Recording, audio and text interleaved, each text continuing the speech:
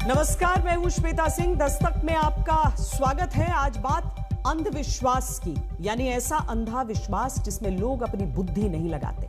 अंधविश्वास में तर्क की कोई जगह नहीं होती, नतीजा लोग सही और गलत में फर्क नहीं कर पाते।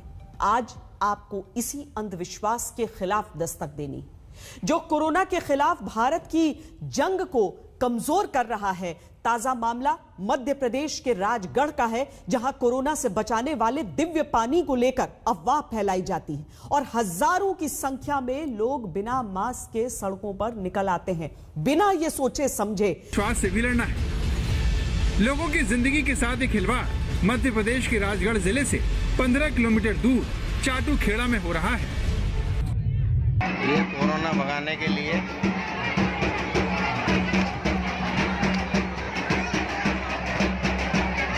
क्या आपने नीर लिया कि नहीं? क्यों आपने नीर लिया कि नहीं लिया? आपका मास्क कहाँ है? कोरोना भगाने के लिए कुछ प्रोग्राम हो रहा है और सामने परिया भाई आ रही है। इनका दावा है कि कोरोना नहीं आएगा ऐसा करने से। यह नीर बांट रहे हैं, जल। लाइन का शासन के निर्देशों का सख्ती से पालन करना है और उसी के पालन के तारतम्य में अगर कोई ने बिना अनुमति के अब कोई कार्यक्रम किया और लोगों को एकत्रित किया जिससे महामारी के फैलने का खतरा हो, तो उनके विरुद्ध में पुनः रिपीट कर रहा हूँ, एफआईआर दर्ज तो की ही जाएगी। जो धाराएं उचित है उनमें की जाएगी। इसके अलावा और भी सख्त से सख्त कार्रवाई की जाएगी। ये कल चाटूखेड़ा जो खुजनेर थाना अंतर्गत एक बड़ा गांव है, वहाँ सूचना आई थी कि कुछ महिलाएं यहाँ पर एकत्रित हो रही हैं। वहाँ पर इस तरह का अंधविश्वास किया जा रहा था कि कुछ महिलाओं के द्वारा पानी छिड़का जा रहा था गांव की महिलाओं के ऊपर। जैसे ही इसमें सूचना प्राप्त हुई थी, तत्काल थाना प्रभारी और तहसीलदार मौके पर पहुंचे, डिस्पर्स किया। इसमें जो आयोजन करता है, महिला जो इसमें शामिल है, उन चारों के विरुद्ध एफआईआर करी गई है डिजास्टर मैनेजमेंट एक्ट के तहत। साथ ही आज सुबह से हमने वहाँ पर एक फिक्स पॉइंट बनाया है जो माइक के माध्यम से लोगों को अवगत करा रहा है कि इस तरह के अंधविश्वास में यकीन ना करें। कोरोना से बचने का सबसे कारगर उपाय है कि मास्क पहनें, वैक्सीन लगवाएं और सोशल डिस्टेंसिंग का पालन करें। और किसी भी प्रकार के अन्य जो दीगर अंधविश्वास हैं, जो अफवाहें उड़ाई जा रही हैं, उस पर बिल्कुल विश्वास। अंधविश्वास सारी दुनिया की समस्या, लेकिन भारत में तो कई लोगों ने इसे संस्कृति की धरोहर समझ लिया। इस वजह से लोग सच और झूठ में फर्क नहीं कर पा रहे। अब झारखंड के रांची का ही मामला लीजिए, जहां कोरोना नाशक हवन का आयोजन किया गया। हवन करने वालों ने दावा किया कि अगर ऐसा ही हवन सारे देश में किया जाए तो कोरोना खत्म हो जाएगा।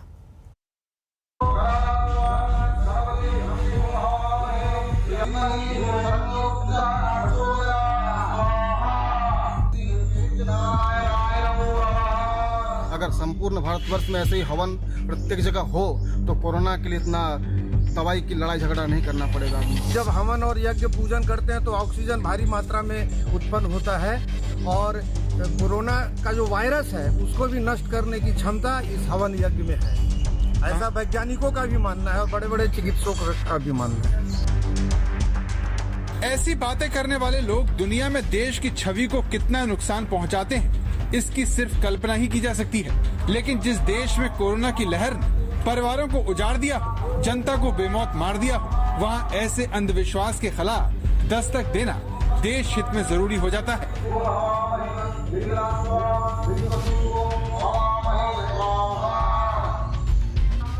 रांची में ये कोरोना नाशक हवन हो रहा है। 3 घंटे तक ऐसे ही ये लोग आधे अधूरे मास्क के साथ सोशल डिस्टेंसिंग के नियमों को धत्ता बताते हुए भारत को कोरोना से बचाने वाला यज्ञ करते रहे और भारतीय संस्कृति का हवाला देते हुए ऐसा दावा कर रहे हैं जो आत्ममुग्धता का शिकार है। विश्व के वैज्ञानिक, डॉक्टर, सब लोगों ने ये मान लिया कि दवा के द्वारा कोरोना से मुक्ति नहीं पाया जा सकता है। इस विषम परिस्थिति में भारतीय संस्कृति के अंतर्गत हवन, पूजन, यज्ञ और आयुर्वेद के द्वारा ही कोरोना से हम मुक्ति प्राप्त कर सकते हैं। उसी के संदर्भ में समूल रूप से कोरोना के नाश के लिए यहाँ पर हवन, यज्ञ और पूजन कार्यक्रम का आयोजन किया गया है। भारतीय संस्कृति में यज्ञ और हवन का महत्व है, इससे कोई इनकार नहीं कर सकता। लेकिन इससे कोरोना खत्म हो जाने का दावा किसी के भी गले नहीं उतर सकता, लेकिन रांची में तो हवन से ही कोरोना को भगाने का खुलेआम दावा किया जा रहा है। सही मायने में मुक्त हो जाएंगे। मन में विश्वास है और विश्वास है फलदायक। इस चीज़ को हमेशा हम लोग भारतीय संस्कृति लेके चलते हैं। विश्वास पर ही दुनिया टिकी हुई है, तो भगवान पर पूरा विश्वास है कि हमारा कोरोना अवश्य मुक्त होगा और संसार के जितने भी जीव हैं, भारतवर्ष हो या संसार के कहीं से भी हो, सब कोरोना से मुक्त होकर शांति से जीवन जी पाएंगे। ऐसा कोई पहली बार नहीं है जब अपनी संस्कृति के नाम पर आत्ममुग्धता से भरपूर ऐसे दावे हुए हों। कोरोना से बचने के लिए गोबर और गौमूत्र से नहाते हुए लोग पहले ही दुनिया भर में भारत की छवि को धक्का पहुंचा चुके हैं, लेकिन फिर भी हवन से कोरोना भगाने वाले ये दावे खत्म नहीं होते। रांची से पहले मुजफ्फरनगर में हवन के धुएं से कोरोना को भगाए जाने का दावा किया जा चुका है। आम की लकड़ी प्रयोग होती है, वो होता है हाइड्रोकार्बन, और जो घी हम यूज करते हैं इसमें गाय का शुद्ध देसी घी, वो होता है फैटी एसिड। जब हम अग्नि की प्रेजेंस में आहुति करते हैं तो नेसेंट ऑक्सीजन मॉलिक्यूलर ऑक्सीजन के साथ रिएक्ट करके ओजोन जैसी अच्छी गैसेस का निर्माण करती है। ओजोन मैंने एक गैस बताई, ऐसी हजारों लाखों गैस इस यज्ञ से निकलती है। आज से हजारों वर्ष पूर्व हम इसी सैनिटाइजर का प्रयोग करके संसार को शुद्ध करने का प्रयास करते थे। तो सिर्फ जगह बदल जाती है, लेकिन ये दावा जस का तस रहता है, जबकि इसका कोई भी वैज्ञानिक आधार नहीं है। हवन और यज्ञ पूजन करते हैं तो ऑक्सीजन भारी मात्रा में उत्पन्न होता है और कोरोना का जो वायरस है उसको भी नष्ट करने की क्षमता इस हवन यज्ञ में है। ऐसा वैज्ञानिकों का भी मानना है और बड़े बड़े चिकित्सकों का भी मानना है। उसी को लेकर ये हवन है। ऐसा कोई साइंटिफिक डेटा नहीं है जो ये कहता हो कि हवन करने से कोरोना वायरस भाग जाएगा या हवन करने से कोरोना वायरस मर जाएगा या आपको कोविड इन्फेक्शन नहीं होगा। ना ही कोई ऐसा साइंटिफिक एविडेंस है हमारे पास कि हवन करने से कोई बहुत ज़्यादा ऑक्सीजन जनरेट हो जाती है। ये एक अच्छी प्रैक्टिस है जो हमारे पूर्वज करते आए हैं, लेकिन सिर्फ अगर हम ये करें और बोलें कि इससे कोविड फैल जाए, इससे कोविड से हम बच जाएंगे, दैट इज़ नॉट ट्रू, वो सच नहीं है। लेकिन अफसोस डॉक्टर और वैज्ञानिकों के इनकार के बावजूद गौमूत्र पीने से फेफड़ों में इन्फेक्शन दूर होने के दावे जनप्रतिनिधियों की तरफ से किए जाते हैं, जिसे उनके समर्थक सही मान लेते हैं। देशी गाय का गौमूत्र अगर हम लेते हैं तो उससे हमारे फेफड़ों का जो इन्फेक्शन है वो दूर होता है। मैं बहुत तकलीफ में हूँ, लेकिन मैं प्रतिदिन गौमूत्र अर्क लेती हूँ और इसलिए मुझे अभी कोरोना के लिए कोई औषधि नहीं लेनी पड़ रही है। ना ही मैं कोरोना ग्रस्त हूँ और ना ही ईश्वर मुझे करेगा कि मैं उस चीज का, उस औषधि का उपयोग कर रही हूँ। तो जरूरत इस बात की है कि कोरोना से जूझती जनता को ये अच्छे से समझाया जाए कि आस्था से शक्ति जरूर मिल सकती है, लेकिन इस महामारी से आपको कोरोना से जुड़े प्रोटोकॉल ही बचाएंगे, न कि कुछ और। अरविंद सिंह, रांची, आज तक। सोचिए, अगर हवन से कोरोना खत्म हो जाता तो देश दुनिया में वैक्सीन की मारामारी खत्म हो जाती। लेकिन डॉक्टर की बात आपने सुनी जो कह रहे थे कि हवन से न तो ऑक्सीजन बनने का सबूत है और न ही इससे कोरोना खत्म हो सकता है। लेकिन अफसोस, जो वैक्सीन कोरोना से लोगों की जिंदगी बचा सकती है, उसे लेकर न जाने कैसी कैसी अफवाहें फैलाई जा रही हैं। अब आपको राजस्थान के टोंक ले चलते हैं, जिसके एक गांव में लोग वैक्सीन लगवाने को तैयार ही नहीं।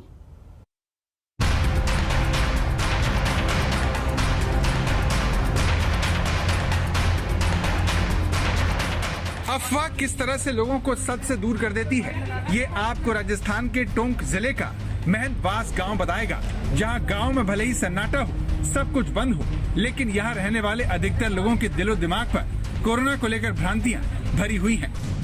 अभी भी 75% लोगों के दिल में ऐसा ही भावना है कि टीके लगवाने से मर जाता है आदमी, या बीमार हो जाता है, किसी का हाथ रह गया। ऐसे लोगों में अभी भी भ्रांतियां फैली हुई है और लोगों में अभी गलत भ्रांतियां तो है ही सही कि इससे मृत्यु हो रही है, या जो एजेड आदमी है वो 2-4 साल में सारी जो बुजुर्ग जनरेशन है वो सारी खत्म हो जाएगी एक साथ। कहते हैं कि 2 साल। और इसके अलावा नपुंसकता वाली भी भ्रांतियां फैला रहे हैं लोग। ये गांव जयपुर से सिर्फ 95 किलोमीटर दूर है। यहाँ कोरोना की वैक्सीन को लेकर तरह तरह की बिना सिर पैर की बातें लोगों के दिमाग में घर कर गई। अफवाह फैला रखी थी लोगों ने। कोई तो कहता था कि ये वैक्सीन लगाने के बाद में 2 साल में मृत्यु खत्म हो जाती, कोई कहता था कि इससे कमजोरी आती है, नामर्दी आ जाती है। लोग बागों में पहले ये भ्रांतियां थी कि वैक्सीन लगाने से या तो आदमी स्वतः ही मर जाएगा, ये भ्रांति थी पहले, या 1-2 साल बाद में शरीर बिल्कुल किसी भी काम का नहीं रहेगा, या नपुंसकता आ जाएगी इसमें। एक अफवाह फैल गई थी कि वही इससे मौतें हो रही हैं वैक्सीन लगाने से, तो कुछ परसेंट के लगभग 10% लोगों के वैक्सीन लगाने के बाद में बुखार टाइप या हाथ पैरों में दर्द सा होता था, तो उसको दूसरे वे में ले लिया कि भाई इससे मौत भी हो जाती है। ये उस गांव के लोग हैं जहां कोरोना की दूसरी लहर में कई नौजवानों की जान चली गई। इसके बाद वैक्सीन को लेकर लोगों में जागरूकता थोड़ी बहुत बढ़ी, लेकिन अब भी बहुत कुछ किया जाना बाकी है। राजस्थान के टोंक जिले में स्थित महेंद्रवास नाम का ये गांव ऐसा भी है जहां पर लोगों ने वैक्सीन लगवाने से इसलिए मना कर दिया क्योंकि अफवाहें फैल गई थी कि वैक्सीन लगवाने से कमजोरी हो सकती है, नपुंसकता हो सकती है और यहां तक कि 2 वर्षों में मौत तक हो सकती है। पर कोरोना की दूसरी लहर ने ऐसा तांडव रचा कि लोग अब वैक्सीन लगवाना चाह रहे हैं, पर वैक्सीन पर्याप्त मात्रा में है ही नहीं।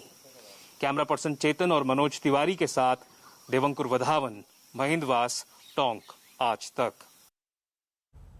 कोरोना और वैक्सीन को लेकर देश में जागरूकता की बहुत जरूरत है। कोरोना के टीके को लेकर प्रधानमंत्री ने किस महाशक्ति के बड़े नेता से बात की, खबर की पूरी डिटेल इस ब्रेक के बाद आप देखते रहिए। अब से थोड़ी देर पहले प्रधानमंत्री नरेंद्र मोदी ने अमेरिका की उपराष्ट्रपति कमला हैरिस से बात की। इस बातचीत में दोनों देशों के रिश्ते मजबूत करने पर विचार हुआ। प्रधानमंत्री ने वैक्सीन पर अमेरिकी मदद के लिए शुक्रिया कहा। कमला हैरिस ने प्रधानमंत्री से अमेरिका के ग्लोबल वैक्सीन प्रोग्राम पर भी बातचीत की, जिसके तहत अमेरिका अपने पास मौजूद ओवरस्टॉक की 75% वैक्सीन अपने साथी देशों को देगा। जाहिर है इसका फायदा भारत को भी मिलेगा। प्रधानमंत्री ने हालात सामान्य होने पर कमला हैरिस को भारत आने का न्योता भी दिया है। दस्तक में अभी के लिए इतना ही। देश और दुनिया की बाकी खबरों के लिए आप देखते रहिए आज तक।